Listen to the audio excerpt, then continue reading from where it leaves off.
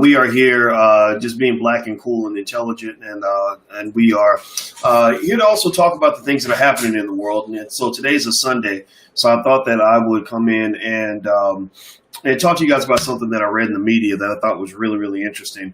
As you come into the chat, please hit the thumbs up button, share, and subscribe button. Wherever you live, wherever you are, please hit those buttons and let me know that you're here. Also, give me a yes or no. Let me know if you can see me and hear me. This is a different kind of layout, and so I want to make sure everybody can see me and hear me. So just say something in the chat. Maybe type your B1 in the chat. Let me know that you're here. Let me know what city that you're coming from. Okay, I see you, Mr. GQ. What's going on, Vic? How you doing, man? PG Beats, the plus, Houston, Texas. Okay, I love Houston, man. Houston is one of my favorite cities. Willie D out of Houston was going to be in my wedding in July, but it's starting to look like we ain't having no wedding in July. Not a live wedding. We're just trying to decide what kind of wedding we want to have. If we want it to be virtual, if we want to move the date back a year or what. But it's just not looking like a wedding is a good idea, for us right now. Given the state of the country, the United States is kind of in an unprecedented or a situation that we haven't been in maybe 100 years or so. And I just think it's time to face reality and just kind of know things are going to be a little bit different. So we are still getting married. We're just not going to likely do it the way that we thought we would. And it kind of sucks. I know it makes me sad. But either way, though, it's all good. It's all good. And I see you, Tehran, in Atlanta. And I see Clarence Jr. How are you? And I see Nashville. Nashville, can see and hear you fine. Okay, thank you very much for clarifying on that for me. I appreciate that. That helps me very, very much. All right, so let's hop into this conversation. Let's talk about what we're here to talk about. I don't know if you guys know this. Give me a yes or no if you knew that the stimulus checks, that if you owe child support and your state has reported your child support debt to the feds, that you are not going to get a stimulus check. Did you guys know that? Let me know if you knew that that the stimulus check was going to get cut off for you if you owe child support. And I don't know how many of you knew about that or not, but I just read that and I thought that was kind of interesting. Now, mind you, if you owe other types of debt, like if you owe tax debt, you'll still get your money. If you owe, student loan debt, you'll still get your money. But child support, no money. No money goes out to you if you owe child support. And if the feds are aware that you owe that child support. So I want to ask you guys this question. Give me a yes or no. Do you agree with that decision? Yes or no? Yes or no? Give me a yes or no if you think that's a yes if you think it's a good decision. No if you think it's a BS decision. Yes or no? Give me a yes or no. Let me see. I'm gonna throw some of your comments on the screen. I got this really cool setup here. I just figured out some new features here, so I can actually pop in and throw your comments on the screen if you have a really good one. So Jamie says, I knew it. That's just how they do things. So she says it's sad. I see Fudge 34 says yes. Mercedes says no. Okay. All right. So I see some yeses and some nos. I see a mixed bag in here. Very much aware of the check restrictions, says Antonio Ward. All right. So let's see who else. I didn't even think about that shit, says Omar. I read that will be offset, says Alex. Okay, I don't know what that means exactly. What about bad credit and school debt? Yeah, there's a lot of interesting dynamics to this. And so I thought that just kind of as a financial guy, maybe I could provide some perspective on it, a little bit of insight. And so what I'm going to do is kind of lay out some quick thoughts for you to consider. I don't think this is the kind of topic where there is a definite yes or definite no, a definite right or a definite wrong in terms of how this should be viewed. I think that when you're talking about something like child support, is very sensitive, and a lot of us are easily triggered on child support. Just to give you my story, I mean, I paid 18 years of child support for my daughter, and I'm just going to tell you the truth, it was not that much fun. I didn't enjoy it, not because I didn't enjoy supporting my child. I mean, I grew up with a real man in the house, and real men take care of their kids. Can we at least get an amen on that? Give me an amen if you agree that real men should go out of the way to take care of their children. And I've always believed that. And so, when it came to providing for my family. That's never been an issue, and it's never been an issue because I decided early that it wasn't going to be an issue. In fact, when I was 18 years old and I went off to the University of Kentucky, I had never made good grades in my life, but the reason I made good grades, the reason I decided to turn my academic life around was because I said, I'll be damned if my child grows up and it has to say my dad couldn't provide for me. My dad was a deadbeat financially, and that's what I did. That was my driving force. That's what led me to kind of flip the script and do things a little bit different. Because again, up until that point, I'd never made good grades before. But University of Kentucky, I was the number one black student on the entire campus. I mean, it wasn't even close. Like I blew away the competition, like the black students, the white students, it was a pretty interesting experience because I was very, very driven. I was very, very driven. And the number one driving factor was, in this world, in this life as a black man, I was not going to be no punk. It just wasn't going to happen. It ain't happening. No. Because as a man, I think you can at least make a commitment to try your best. As a man, you may not always win, but you got to at least make a commitment to always do your best and to always say like, okay, you might kill me, you might take me out, but you're going to have to throw everything you got at me because I am not going to quit. I'm not going to give up. So that's just a little tidbit in terms of what I think, is kind of a model of manhood that you may want to consider because we got too many punks out here. We got too many men that give up too easily. And now don't get me wrong. Y'all know that some of the sisters got issues too. We all know that. We all know a black woman or two. It looks like on Instagram, you guys weren't able to hear me clearly. So I hit that button. So maybe you can hear me a little bit. Let me know on Instagram if you can hear me okay. So we know we got some women that got issues as well, for sure. I see that on a regular basis. But, the thing about men is that I think that for black men, you got to understand that they designed this world for you to be a punk. They designed this world for you to be a loser. They designed this world for you to be a little boy or a little girl. You can choose. You can go the Billy Porter route. Somebody actually said this to me the other day that I thought was really interesting. She said that she talked to a brother who actually told her that he wasn't straight, but he pretended to be gay. And she said, why would you pretend to be gay? He said, because it's easier as a black man to navigate the world as a gay person than it is as a straight person. He said, I can get into situations I'm not seen as a threat. I get opportunities. And I thought that was really interesting, an interesting perspective. And really, actually, if you look at statistics, like if you look at who in corporate America, there's only one group in corporate America that actually, according to these stats that I saw, I got to go dig them back up again. But the only group I saw that in corporate America that makes the same amount of money as the white male is the gay black man. I don't know if y'all know that, but the gay black man actually does very well in corporate America. So what does this say? What does this mean? It just kind of means that, this country wasn't designed for a black man to stand on his feet. It was designed for you to live on your knees, live on your back, or live with your hands around your ankles, like you're supposed to be down there gripping your ankles so somebody can fuck you. And I just really think that as black men, I think we have to understand that and we have to confront that. And I think that those who are raising a black man have to help him realize that, because you got a lot of guys that just give up, and the thing is, you may not come up, but you can't never give up. You may not rise up, but don't you ever give up. And that's it, and so anyway, and where did I get that? I got that from my father. And that's why I think it's very, very sad that we have a society, and it's usually these fucking liberals, excuse my French. It makes me angry. That's why I just have to say it like I'm feeling it. These liberals are the ones who tell you that you don't need a daddy. They're the ones who started telling you in the 1960s and 70s that they can replace a government check and government housing with an actual father in the house. They said, no, you don't need a man in the house. We're going to be the man of your house. You don't need a father in the house. We'll be your daddy, and it's because I remember watching, it was something about a housing project in Atlanta.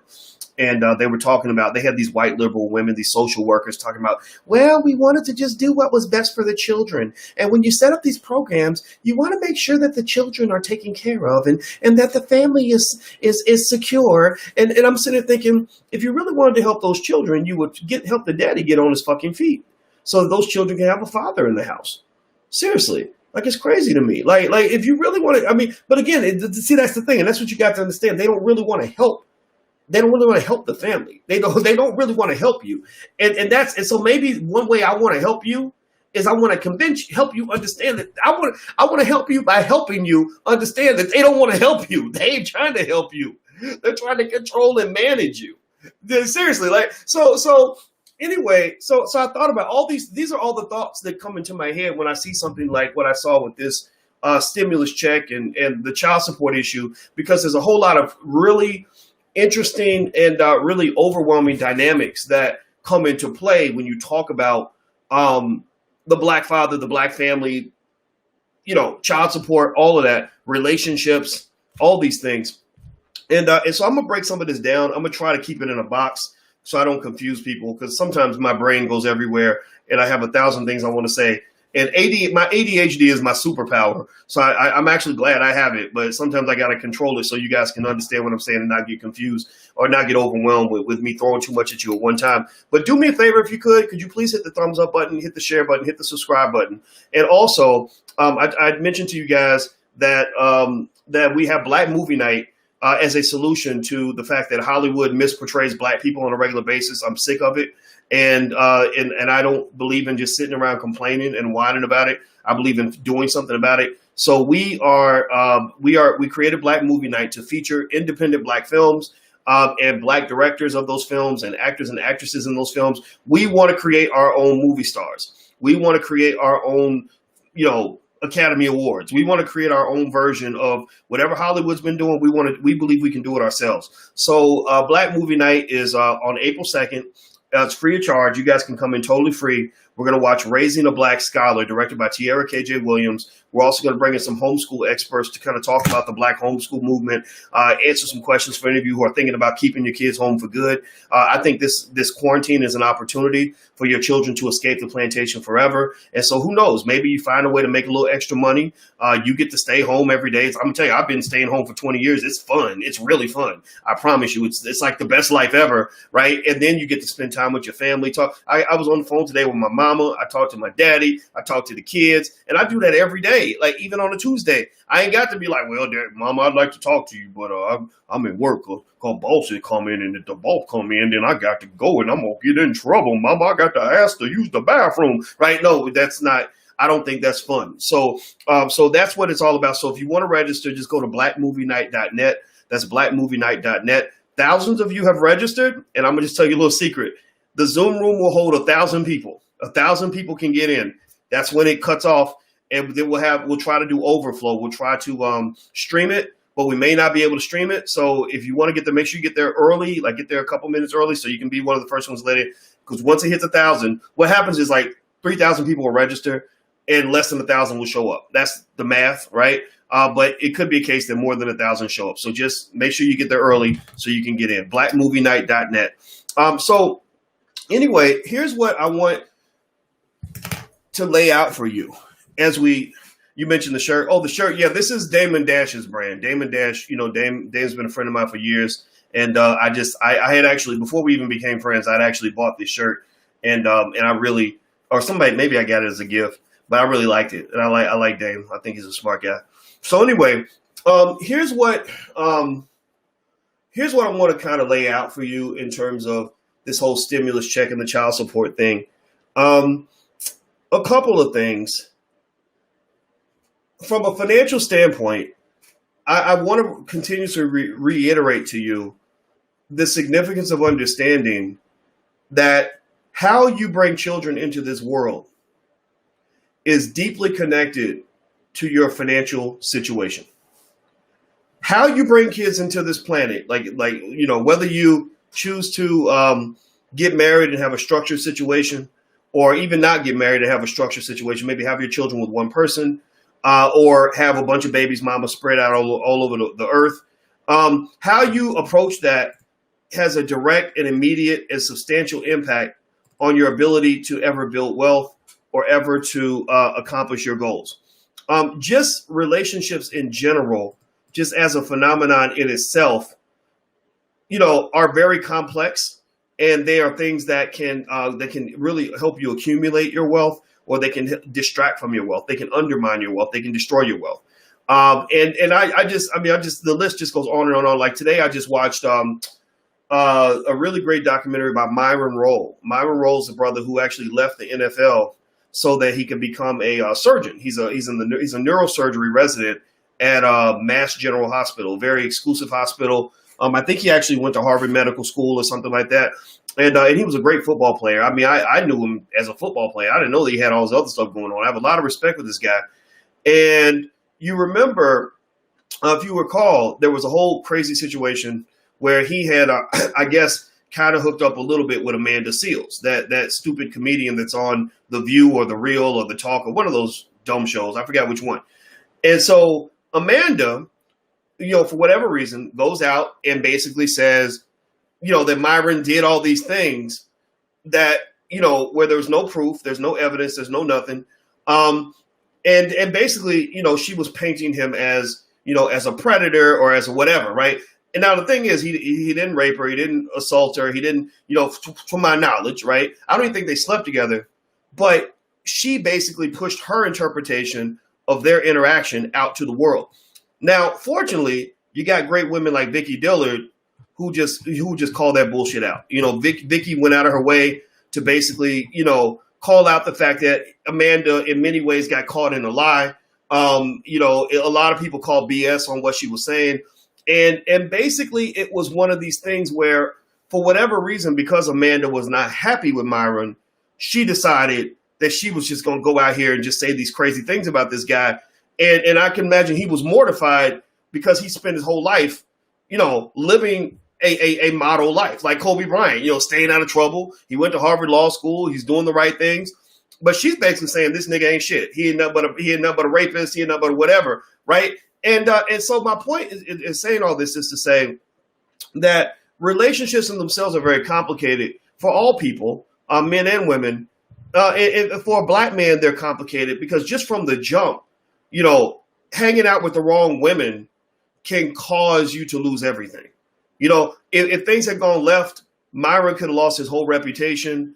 People wouldn't have respected him anymore. You never know if somebody could have showed up and put him in handcuffs or whatever, because anybody who runs out in public and screams and hollers about, something terrible that they say a black man did to them, they don't have to actually provide proof. They just have to say it and people will believe it because it's a black man.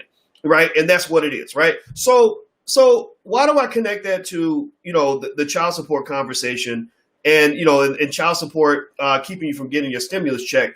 Well, because it makes me think about the fact that, for everybody, men and women, choosing who you have in your life is really important. And we all make that mistake. I mean, I have. I've made mistakes by dating the wrong woman. I've made mistakes also by doing business with the wrong women. I've even had times where, I realized somebody wasn't good for my space, good for my life. I cut them off. Next thing you know, they're on the internet screaming, Dr. Boyce Watkins is a fraud. Dr. Boyce Watkins is this and that. And because people can lean on that. People can lean on this idea that if you say the black man did it, a lot of people are just going to believe you just because you said it. Just because in their mind, they're thinking about black men that they've run into. Maybe they hate their father from childhood. Yeah, my dad wasn't shit, so he ain't shit either. Every black man ain't shit because my daddy wasn't shit. Or some black man who did something terrible to them or whatever. And so effectively, I think, for men, you got to be real thoughtful and careful about what women you allow into your life, just for that reason alone. The wrong woman can destroy you. She can milk you for all your money. She can ruin your reputation by just, all she got to do is cry a little bit and tell a story about you. And the next thing you know, everybody's going to believe it. There are a lot of ways that a black man can be destroyed by that. And also women as well. I know great women. I know extraordinary women who have died because they dated the wrong man. There was a professor I knew who was winning all kinds of awards and she was really a big shot. And her husband was a loser and he killed her. He killed her and he killed the kid, he killed her and killed himself. And their 3-year-old and their 4-year-old had no parents. Like, that's how crazy that was, right? So choosing who you allow into your space right there is a big deal. Now, let's go to the next level. The next level is, when you talk about having children with a person. Building a family with another person is it's very similar to building a business with another person. A lot of the same principles that come into talking about business development actually connect to talking about family development, right? That, if you can't build a solid, consistent family situation, it's extremely difficult to build a solid situation in almost any other area of your life. Because what will happen is that a bad, crazy, messed up, sloppy family situation will spill over into everything else that you're doing. It'll distract you from being able to do other things. So if you talk about having kids, first of all, kids are expensive. The average child takes about $250,000 to raise. So if you have, if you go out here and you make 8 kids with 7 women, then right there you've committed to about a $2 million debt. $2 million debt that you're going to pay for the next 18 years at least, right? So I'm not telling people what to do. I don't tell guys, what to do with their body parts. I don't tell women what to do with their body parts. I just think that it's very important. In our household, our number one word that we use in the household that I repeat to the kids 1,000 times is a word called accountability. I go through the house and I say, this is a house of accountability, y'all. Accountability. Who said they were going to do the dishes? Whose cup is that? Did you say you said you were going to sweep the floor? Accountability. And I want them to get sick of that word because that's a very important word, right? The choices we make, we have accountability there. And I think that there are people that haven't quite learned that because, tell me if you've ever seen this. Have you seen a guy who has a bunch of kids with a bunch of women and then he can't pay the child support and he's falling behind, they're garnishing his wages. He's got to go underground just so he can make a little money and not have it all taken. Or he's in court crying because he can't pay the child support. And it's very weird because you're kind of like, well, who made those babies? Were you not there? Are you falsely accused of getting a woman pregnant? Was somebody else fucking her that day? Is that what happened? Like you really want to ask that. And it's fine. I mean, it's not me making fun of people because we all do that. We all do things that have huge consequences. And then we almost act like somebody else did it because I don't think that a word like accountability is a heavily enough used word in our society. I don't think that the word accountability or responsibility or self-determination, I don't think those concepts are very popular in our community, to be honest with you. And I don't blame black people. I blame because your grandparents had that. Your grandparents had double accountability because they knew the white man wasn't going to save them. They knew social programs wasn't going to save them. They knew nobody else was going to save them. They knew that they had to take responsibility for the outcomes of their choices. For some reason, I think there's something to this idea that because we bought into this idea that being black is almost like being disabled or handicapped, we've let go of our commitment to accountability. And I think that's where you get these men that have children and feel like, well, that's not my child. I ain't got to take care of that. I ain't got to worry about that. Or we'll get mad because you didn't ask them, like, okay, you had a baby, you got to take care of the baby. Like, you can't just keep going and making babies. Like, in fact, actually, I'm pretty hardcore with it. I'm almost to the point where if you've had so many kids with so many women and you can't take care of those kids, I'm okay with giving you the option where we strongly incentivize you to either snip your shit or we just basically say, like, you're not allowed to have any more pussy. No more pussy for you. Like, the vagina is not on the menu for you because we need to get you focused on getting your shit together before you destroy some more people's lives. Because chances are, if you're raw dogging like that, you probably got a bunch of diseases. You probably got the coronavirus times 2. So instead of letting you run around giving women the coronavirus, we're gonna slow you down a little bit so we can help you focus and learn and understand what accountability looks like. But then again, remember though, it takes 2 to tango, right? So we can't let women off the hook on any of this.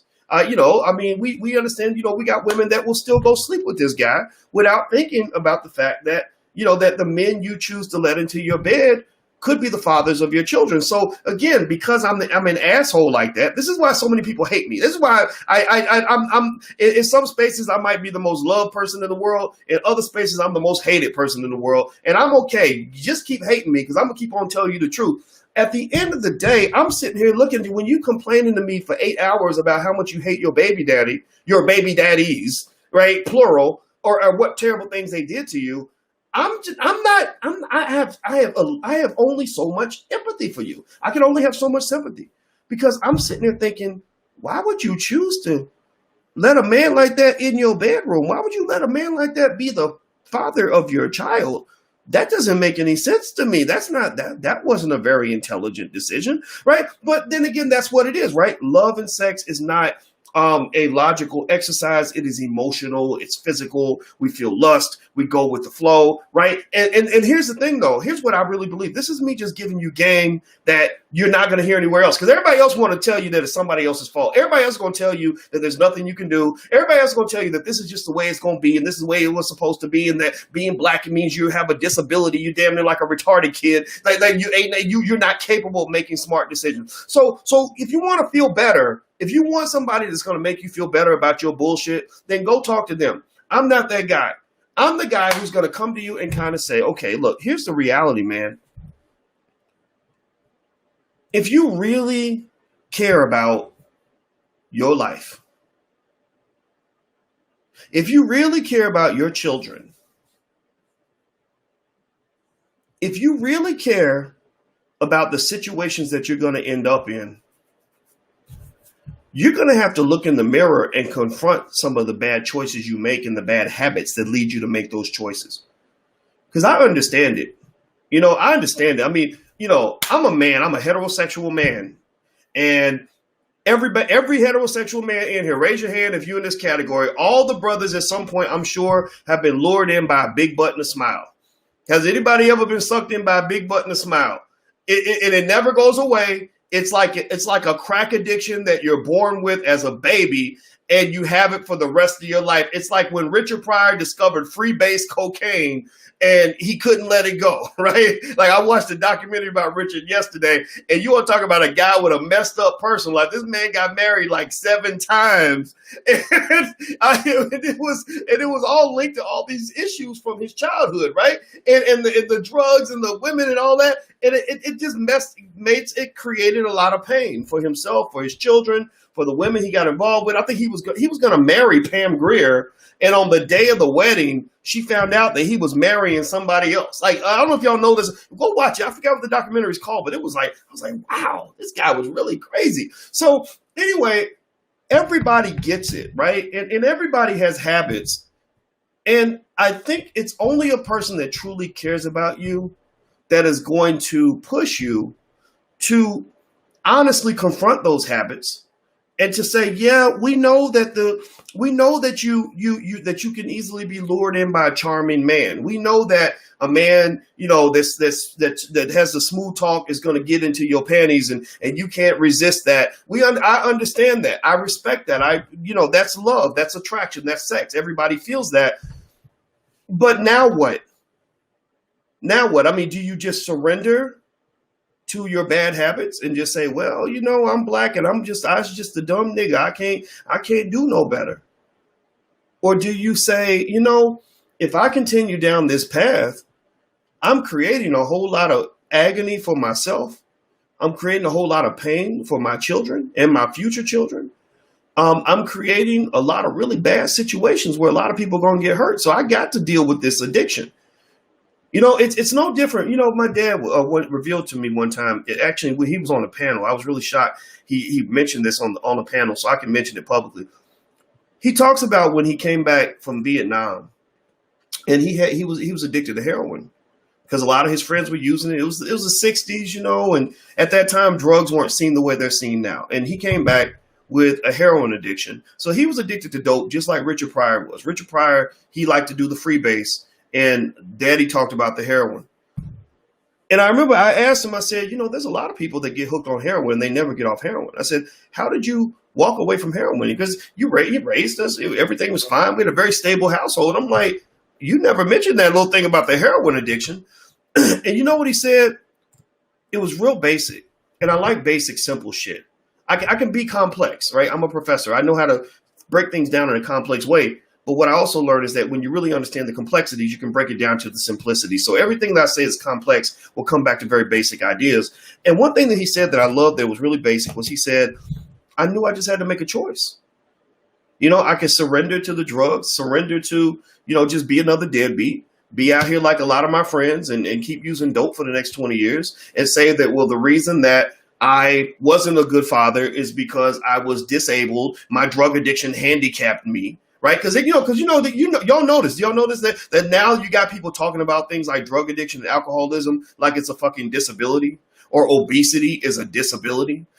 So you look at so then next thing you know, somebody like me gets accused of fat shaming Lizzo when I basically say that I don't know if it's healthy for us to go encourage black people to continue to be even more obese and more unhealthy when we're dying of heart disease and diabetes, right? Like they will come back. You're fat shaming because she's disabled. Her disability is blah blah.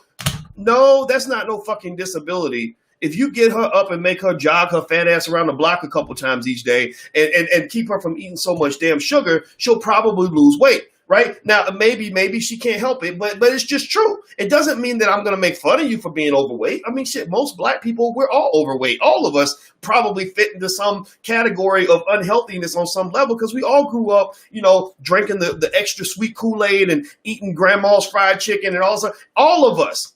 But the way you respond to your limitations, the way you respond to your bad habits says everything about who you are as a person and how free you're trying to be. And my argument is at the end of the day is that, you got to make a choice. Are you going to be free or are you going to be a slave? A slave is a person who says, well, I got this bad habit. There's nothing I can do because I'm disabled and I can't do any better. A free person will either say, you know what, I'm just going to go ahead and give into this habit. I know I could probably stop eating so many Cheetos every day and lose weight, but I just don't want to. Or they say, you know what, I'm tired of being fat. I'm sick of this shit. I'm going to fix it right now. I don't care what it takes. And that is a mindset you have to be successful in this world, especially as a black person. So when you tell me that you got, 8 kids with 7 women, I'm not going to make fun of you at all. I'm going to completely empathize with your desire to pursue the vagina. Vaginas are a wonderful thing.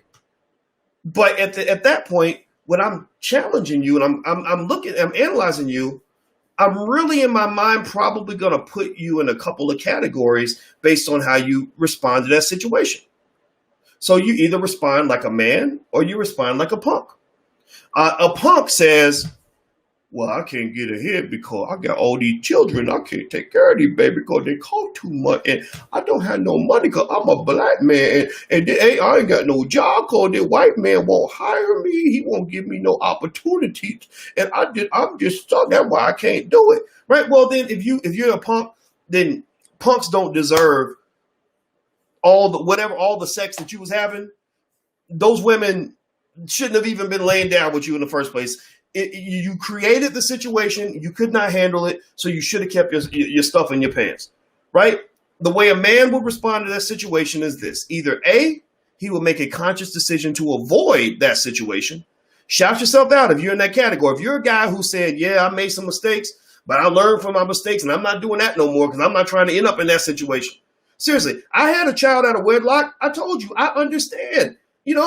My first girlfriend, I was so happy to get a girlfriend. My God, I was trying to give my virginity away since I was 11. Nobody would take it. And so finally, I got a chance to have sex at 17. And she was so pretty and it was amazing. And next thing you know, though, baby's coming out 9 months later. It's like, shit. That is so difficult. Dealing with the child support system is horrible. It is dehumanizing. It is disrespectful.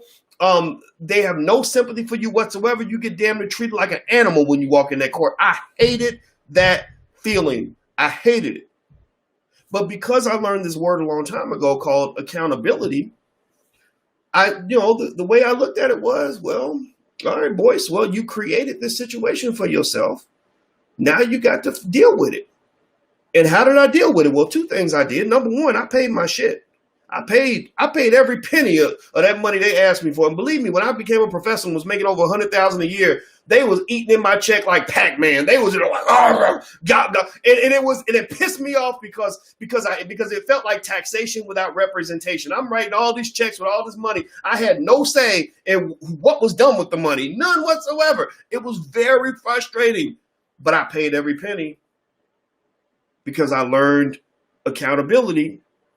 And if I couldn't pay every penny, the way my father talked to me is he would say, well, you made that damn baby. Go out and find a way to pay whatever you got to pay because that's what you're supposed to do. That's your responsibility. Here's another thing I did. I swore to myself, I said, I am never going to have sex without a condom. So I will be wrapping it up because I'm not going to be planting my seed in another situation that's going to cause me to endure this horrible child support system ever again. I'm not going through this shit no more. Like, you've been to jail once, you ain't never going back. You know what I'm talking about? So I said, I'm not doing this no more. And two, if I ever have a child, it's going to be under specific conditions in which I have more of a say in how that child is raised, and that child is going to be in my house. And if I never choose to get married, or I never find the person that I really want to have a child with, then I'm just not going to have no more kids. I'm just going to wait, or maybe I'll never do it. But believe me, like they say, when they say hurt me once, shame on you, hurt me twice, shame on me, right? I won't go get fooled twice. I was like, you know what? The black women are as sexy as they come, and you come in here, you know, with your nice booty and your high heels on and your short skirt and all that. I mean, I'm gonna notice, but I'm like, nobody. That's the bait. You sucking me in. You try to get me caught up again. Nobody, right? So it doesn't mean that you don't keep living your life. It just means that being a black man, I don't care what anybody says, means you must be strategic. You have to be strategic. And somebody says, would you adopt? I did adopt. So when I talk to you guys, when I say I have multiple children, it's because I chose a different strategy of parenthood. I didn't find a situation where I wanted to be married. I'm going to get married, but I wasn't going to let anybody pressure me into it. But along the way, I would just meet these kids that didn't have a father. And I say, hey, you know what? I enjoy being a dad. I'll be your dad. You call me like a dad. I like that dad role. It's a fun role to have. But what's not fun is dealing with this fucking child support system, because it's fucking horrible. It's racist. It's disrespectful. It's terrible. And so ultimately, I think, you know, when you're talking about this whole idea, right? This whole thing about taking the stimulus check from men who owe child support, or women, I guess women as well, but it's usually men. We know how it works. I don't have any problem with that. You know, we know children have to eat. And I think that, you know, those of you who don't think that these mothers deserve support with the children, I think that you need to reconsider that position, because, you know, mothers don't get a day off. Mothers don't get to say, well, because I'm broke, my child doesn't get to eat, right? Mothers don't get to just buy the baby toys on his birthday or Christmas and then get to be called a good parent. Right? Mothers have to feed you every day. Now, the reward for that, though, is that children are very, very close to their mothers. They're usually closer to their mothers than they are their fathers. So I believe that the sacrifice mothers make as moms gets rewarded by love, and just unconditional love that money can't buy later on in life. And so I think that there is a balance there. But I do think a couple of things. One, we can't forget that it's ideal that the child has both of the parents in their life, or even better, if they're in the same household. You know, I think that for us to get used to this idea that kids don't need a dad is incredibly flawed. I mean, that's why you got all these boys turning out so fucked up. Seriously, I mean, a lot of these men don't even know how to have a good relationship with a woman or how to be a father, because they never had a man to watch. You know, I had a conversation. I was talking to David Banner one time, and I hope David doesn't mind me sharing this discussion, because I told my dad about it today. And David and I were talking about fathers and how important fathers are. And David said, man, you know, to tell you the truth, he said, when I used to not know what to do, he said, I used to just think to myself, well, what would my father do? And I said, I did the same thing. You know, so I can't imagine not having that reference to go back to. Remember, the advantage that the girls struggle because they don't have the dads too. But they struggle for different reasons than the boys. This is just Uncle Boyce talking here. I hope it's okay. Give me a yes or no if it's okay for me to go into Uncle Boyce mode for a minute, where I'm the older guy who's got the old school advice, and it ain't scientific. It's just based on what I've seen. So is it okay for me to be Uncle Boyce for a minute? I hope that's okay. Because I'm not a social worker. I'm not a scientist on this, but this is what I've seen. The girls struggle from not having a father for certain reasons that typically relate to how they end up in relationships, the types of men that they choose, who they have kids with. They don't know what a quality man looks like because they've never really had one in their house every single day, right? But one advantage that the girls have that the boys don't have is they have a consistent coach and a role model right in front of them all the time.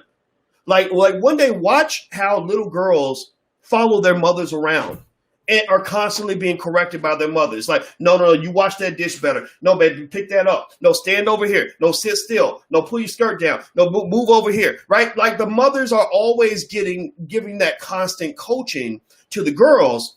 And it shows, right? Black women are on their shit when it comes to accomplishment, right? When it comes to, going to college and getting that third master's degree and making money and having everything on point. Like black women are kind of the best in the world at that. Like I think the study says that they're the most educated group of people on the planet. It's because they get great coaching from their mothers, right?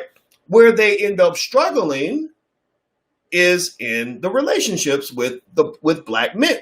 And some of them struggle because they choose the wrong men, or they maybe have the right man and respond to him in the wrong way because you just don't know. You just don't know, right? Like I'll go back to, now let's flip genders. Because when you talk about that too much, people start making it a sexism conversation. So let's just flip the gender so you can see my point.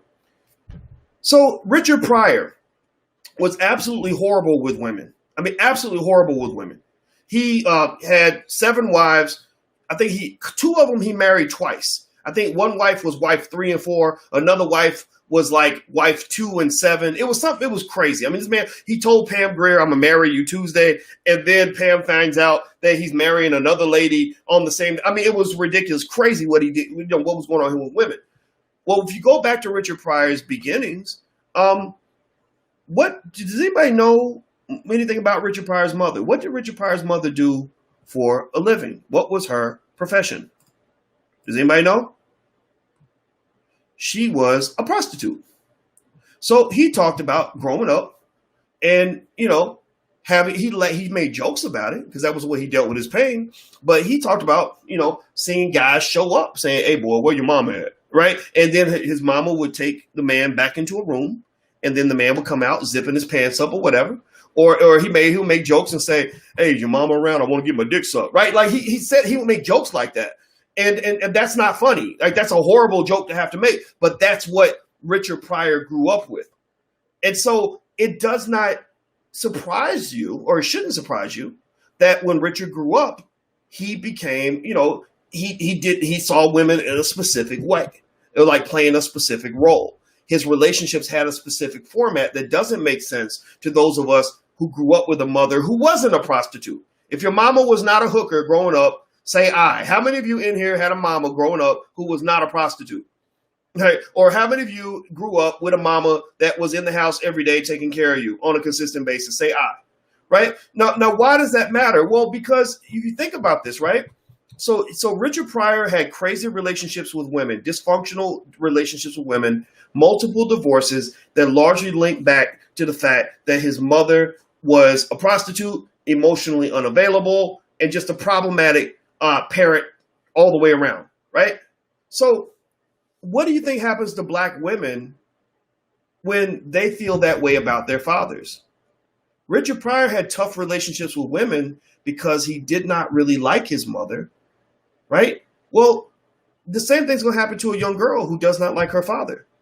A man who has issues with his mother is going to also have issues with women. A woman who has issues with her father is going to have challenges with men. Because 76% of black women grow up without their father in the house. And a large percentage of them grow up not respecting their dad, not seeing their dad, not relating to their dad. And you see it spin out, and it shows itself in the way our relationships are structured or the types of men that they choose. So this is not a criticism or a critique on men or women. This is really just me describing what I observed. And the thing is, so, when I think about the men, and I think about a household where you got, let's say, 2 sisters and 2 brothers and 1 mama and no daddy. The daughters have a consistent role model, but they don't have consistent affection coming from an adult of the opposite sex because daddy's nowhere around or whatever, right? Or maybe daddy's out of the house for whatever reason, right? The boy, he's getting consistent love and support from his mother, from the opposite gender, right? But he's not getting guidance and instruction from a strong male in the household, right? So he grows. So maybe theoretically, in many cases, some of you have probably seen this, right? where you grow up with the daughters, they go to Harvard and they get master's degrees and they make $200,000 a year, but they end up in these crazy relationships with weak ass, shitty ass men who don't take care of their kids or whatever, or they end up with divorce after divorce or breakup after breakup, and they don't know why, right? Now, the boy, maybe he meets some quality women, but because he's not a quality man, he doesn't even know how to respond to that. He doesn't know how to be the rock of the household because he was never trained to do that. Some of these boys get so spoiled by their mothers that they become absolute pieces of shit in society. They have no ability to go out and make a family and take care of that family. They don't know nothing about taking care of no woman. They don't know nothing about accountability. Y'all know what I'm talking about. You know, you've seen this. You've seen guys who are basically grown ass little babies, right? Their penises work, so they know how to go make a lot of kids. But whenever shit gets hard, they show up with an excuse. Well, I was going to pick up the baby on Tuesday at 5, but I got a flat tire. How am I supposed to get there with a flat tire? Well, if you'd had a father in the house, your father would have said, no, you figure it out. You figure that shit out because your children need you to be consistent and reliable. Your children need you to be a rock, not a sponge. Your children need you to be solid, not flimsy. Your family, your woman needs you to just figure it out, show up, do your best all the time, no matter what, because that's what a man's supposed to do.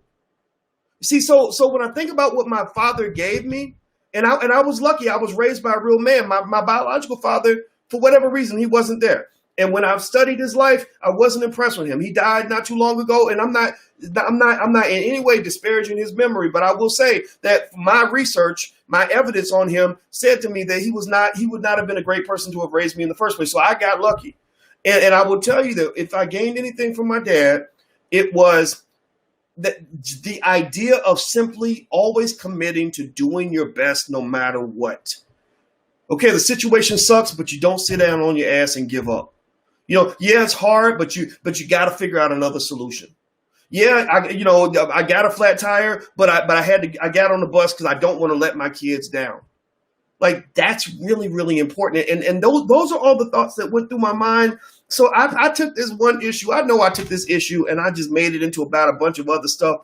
But I think that what just really got me was I saw a picture, like it was a meme. I put it on my Instagram. My Instagram's The Real Boyce Watkins. So feel free to follow me on Instagram if you want to. And it was an image of a black man falling out, like he just fainted because he found out that his coronavirus check is going to be taken because he owes back child support. And it made me think about weak ass men, or maybe men who don't believe in accountability.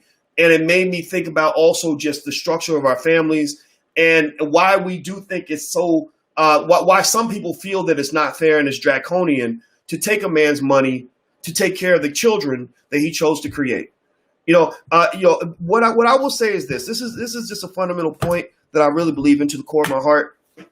I believe men and women are not the same. I believe men and women are different. I just believe that we're different. I believe we have different purposes and different approaches and different destinies, different expectations. And I think that that's okay. I think that double standards are supposed to exist. And one thing I will say is that I talked to my dad about, we had that conversation today.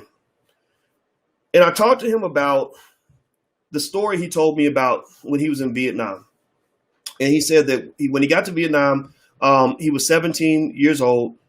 And the first night he was there, first of all, when it came time to jump out of the plane, he wasn't ready to jump out. So they pushed him out of the plane. So imagine that, being pushed. You're 17 years old. You're 10,000 miles away from home, and they push you out of the plane. And he said that night, he said he slept in a trench. He had to sleep in a trench, and he heard these bombs going off, in the background. And he said to himself, he said at that moment, I decided that I'm gonna do whatever I gotta do to get back home to my family. I don't care what I got to do. I'm going to find a way to get back to my family. And I told him, I said, man, when you told me that story, I said, I already respected you. I said, but stories like that make me really respect you because I think about your legacy just as a human being. I think about the fact that that in that situation, under that pressure, you could have responded in a lot of ways. You could have buckled and folded. You could have got hooked on drugs, for life and then you would have had an excuse like, oh, I went through this trauma in Vietnam and that's why I've been smoking crack for 30 years, right? We hear it all the time, right? And I'm not saying it's not illegitimate. It just is, right? You could have become suicidal. You could have went over there and just said, man, I'm just going to die anyway. I'm just going to give up. But you didn't. You made a decision that you were going to do your best and do whatever you had to do to make it happen, to survive and to get home. And I said, it's because of that. I mean, think about that. I said, it's because you made choices like that you and I are even talking right now today. Your children, your whole family, this whole family that we have, none of this would exist if you had made different choices, right? So my argument, my belief is that when you talk about the state of the black man in America and how we've been made to be so weak, so fragile, just a bunch of big vaginas. Like really, I think that's what they've made us into, because you're a bunch of big vaginas because they screwing you and you're soft as hell. A lot of us as men, I just think we just don't even know what manhood looks like. When you sit here talking about what the white man did to you, and that's why you can't get your life together because what the white man did to you, you're talking about another human being. You're talking about another man, and you're putting him in a position of a god. Like you're talking about another. I mean, imagine if a basketball player, imagine if LeBron James went on the basketball court and faced up against Steph Curry and said, we would have won more championships if Steph wasn't always taking my championships away. If he wasn't always scoring all those dang points. I mean, that ain't right. He's scoring all the points. He ain't sharing no points with nobody, right? Like that would sound really stupid, right? It wouldn't even make any sense, right? Why? Well, because LeBron's a competitor. LeBron's a winner. LeBron finds a way to be a champion. Sometimes he doesn't get it, but he'll never not be a champion because he didn't try, right? Or Michael Jordan. Michael Jordan nobody handed him 6 NBA titles. Michael Jordan wasn't supposed to win any. There were articles written in 1989 where they were openly asking, will Michael Jordan ever be able to win a title? Well, he wasn't going to ever win a title as the man that he was. Michael Jordan was never going to win a title as the player he was in 1988-89. Michael Jordan had to evolve into the man that was worthy of the titles that he was trying to have. He had to become a man that was worthy of manifesting the reality that he had planned for his own life. He couldn't just wish that he had the trophy. He had to figure out, okay, what do I got to do in order to make this happen? What do I got to do to get past the Detroit Pistons? What do I got?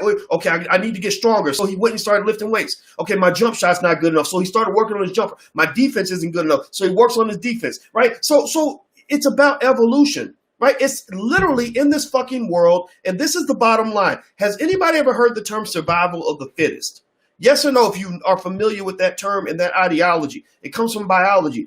Survival of the fittest says that if you can't evolve, then you will die. If you can't evolve, then you don't deserve to live. You don't deserve the trophy. You don't deserve to have a fucking legacy. You don't deserve to exist. It really says, and I'm not saying this is the way the world should be. I'm just talking about the way the world is. Survival of the fittest says that if you can't evolve, then you will perish. Not only will you perish as a man, but everything about you will perish. If you go all throughout history, anytime one country conquered another, first thing they would do is they would do every single thing they could to destroy their legacy. They would tear down their statues. They would make sure the children were never taught about you. They would burn down sacred buildings. They would destroy everything that ever existed that even shows that you were around. So as a man, really, you have a choice. I mean, if you don't choose strength, or at least choose to go out fighting, then somebody's going to just erase you from the earth, because biology says, Boyce didn't say it. Uncle Boyce ain't said it. Biology, God and Mother Nature said, you're not even significant enough to be here. You don't matter. So when I go back to when I think about my dad, I talked about him about that. I said, think about this. If you were a punk, if you were weak, if you had gave up, none of all this stuff that you have, this family, this legacy, these grandchildren would not be here. There were lesser men who gave up, or maybe they got unlucky, right? Because, it's war, right? Things happen, right? Who don't get any of that. Their legacy's wiped away because they lost the battle. So I will just say to you this. This is just me being honest and me sharing what's on my mind today. I believe when you're black, I believe every single day you're at war. And I believe that men have to understand this especially well, because every day you're at war, not just with white supremacy. You're not just always at war with other people. You're at war with every single thing that's keeping you from creating the legacy or the reality or the destiny that you believe that you deserve.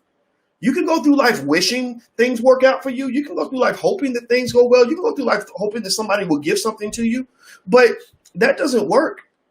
Really, if you talk to me about manhood, like what I really believe about manhood, and I don't even know if I sound old fashioned or mean when I say it, but I really believe manhood is about power. With powernomics, if you read the definition of power in powernomics, Dr. Claude Anderson says that power, let me see if I can find it here. I don't know if I can have it. Powernomics, power. He talks about power. Let's talk about power. Let's take out the nomics for a minute. We're not talking about economics now. We're talking about just power. Power is the ability to get things done despite the resistance and opposition of others. So the ability to get things done, the ability to manifest a reality despite the opposition of others. And others might be other people, right? Because if Michael Jordan wanted to manifest himself as an NBA championship, he had to get through Charles Barkley. He had to get through Patrick Ewing, who felt like he deserved a championship. He had to get through Gary Payton. He had to get through all these other guys who were alpha males, extraordinary athletes, who felt like, no, I deserve the title. He had to get through Karl Malone and John Stockton, right? All these guys deserve the title. So the question was, how's he going to get his manifestation despite the opposition of others? He never showed up to pick up a trophy and had somebody hand it to him. He had somebody blocking him in every way that they could, and they used every weakness they could find. The Detroit Pistons, they had what they call the Jordan rules, where they literally figured out, they would study his play, and they figured out every weak spot he had. And so every time he would go try to dunk the ball, what did they do? They'd whack him upside the head, because they knew his weakness was that he was physically weak. He wasn't very strong, right? So that's what life is, I believe, for the black man. White supremacy is going to spot your weakness and use that weakness against you. And when they do that, you have a choice. You have a choice to either evolve or to fold. Too many black men fold. Too many black men, and again, this is encouraged by society. White liberals encourage you to fold. They say, well, you're black, so of course you're not going to be able to take care of your children. Of course you're not going to have any wealth. Of course you're not going to be able to read because you're black. I mean, my gosh, it's so hard being black, right? So maybe your mama encourages you to fold. Some of y'all got raised by your mama, and your mama was the first one to say, oh, come here, baby, it's going to be all right. He can't take care of them babies because it's hard. He lost his job. How's he going to be able to pay child support if he ain't got no job, right? But, people who hate you, people who want to see you weak, are the people that are going to hand you excuses and allow you to use them. Those are what they call enablers. Just like with a drug addict, an enabler of a drug addict is somebody who says, well, I understand why you got to keep smoking crack because, your childhood was hard, so here's some more crack, right? Like those are enablers. And a lot of black men have enablers in our lives that lead to the dumb shit, like men having a bunch of kids and not taking care of the babies. Seriously, it's the enablers. So remember, it takes a village to raise a child. It takes a village to create an asshole. It takes a village to create a loser. It takes a village to create an irresponsible human being. Right. So when that man has 8 kids with 6 mamas and a whole family around him that ain't saying shit to him about it and is making excuses for him, well, just understand that he wasn't created in a vacuum. Just understand that we're all connected to that. We're all responsible on some level. So I don't want to talk about this to sound like I'm preaching and trying to be holier than thou. I am not out here trying to make anybody feel bad about the choices you made or the life you have. Some of y'all got kids and some of y'all got shitty baby daddies. Some of y'all got shitty baby mamas. Some of you are shitty baby daddies. Some of you are shitty baby mamas. That's between you and your family. I'm not here to judge any of that. right? Ain't nobody in here perfect, including me. Ain't nobody in here perfect. I'm just laying out some observations that I've picked up. Again, I'm going into Uncle Boyce mode, and thank you for allowing me to do that. These are things I've just picked up in terms of understanding what is necessary for you to overcome these hurdles.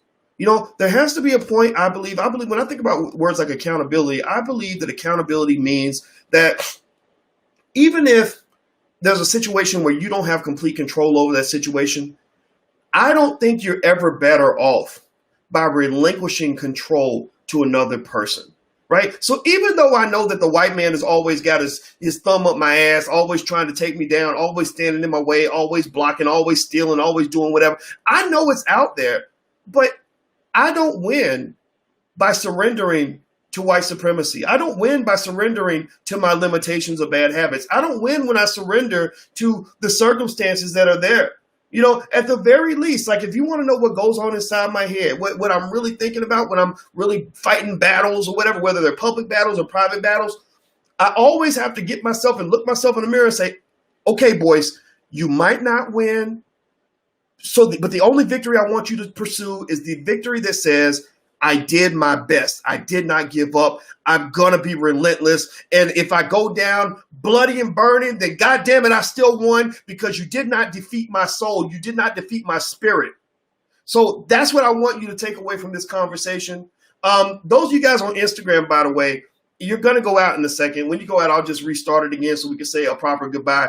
So I hope that this helps you. I hope that this helps somebody in here. I'm not shaming anybody. This is not attacking anybody.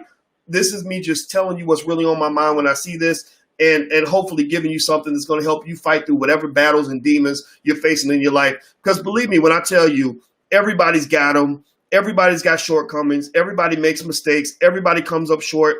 Everybody has their issues. Everybody has their bad habits. Everybody has their embarrassments. And I just want you to keep on going.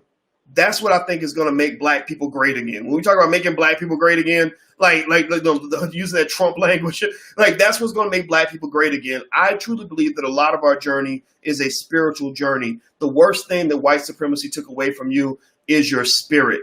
And I want you to just kind of hone in on that and believe in yourself. So I hope that this helped you guys. And I want to say thank you for hanging out with me today.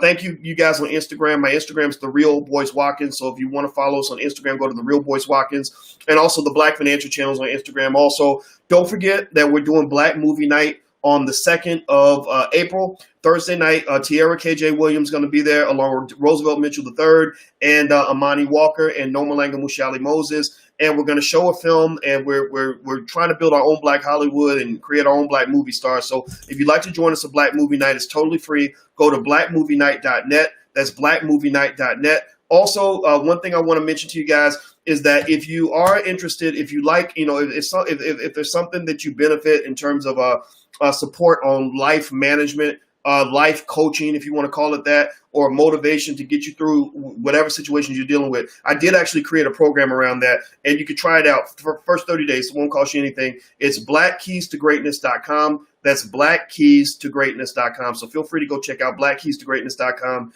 if you want to know more about the stuff that goes on in my head. And literally, I laid out the whole framework based on my philosophy on life. I see life as a sport. I see life as a battle. I see life as a chess match. I see life as a wonderful opportunity to become who you are by tapping into your personal superpower. So I want you to figure out what your superpower is and hold on to that and just go hard in the paint every single day of the week, every hour of the day, because your children are watching you when you do this, and they're going to learn from you. And that's what it takes to build a strong community. So take care, guys. Hit the thumbs up button before you go. Hit the share, subscribe, and like button, all the good stuff. I appreciate you guys hanging out with me. And I will talk to you soon. Have a good day, and stay